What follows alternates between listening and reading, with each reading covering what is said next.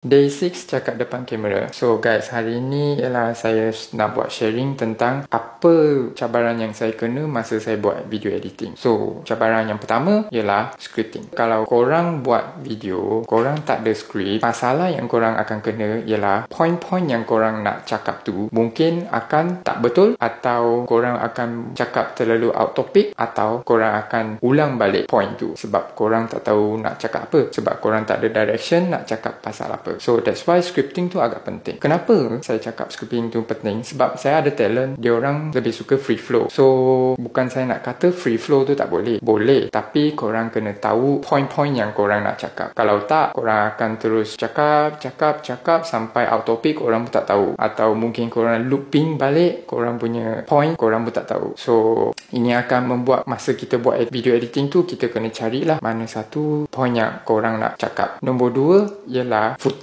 So footage tu kadang-kadang diorang bagi terlalu pendek atau terlalu panjang. So untuk korang yang nak buat short form punya, buat realnya, so footage lebih kurang 7 sampai 15 saat tu untuk pengalaman saya itu paling short. Sebab tak terlalu panjang untuk korang nak cari point-point dan angle yang betul. So terlalu panjang tu, contoh 3 minit sampai 5 minit sampai 10 minit, 1 jam tu, yang tu kalau korang buat shooting untuk film lah, atau long form video dekat 10 minit macam tu, itu baru boleh guna footage yang panjang-panjang tu lah. Sebab yang terlalu panjang, kita nak cari point yang korang cakap tu akan membazir masa kita, sebab kita akan review seluruh footage yang korang bagi tu untuk cari point yang korang nak cakap atau edit moment yang korang nak. Nombor 3 ialah suara dia. Orang sekarang, dia orang suka buat cakap terus ambil phone tangkap. So kalau surrounding korang terlalu kuat, mungkin akan menyebabkan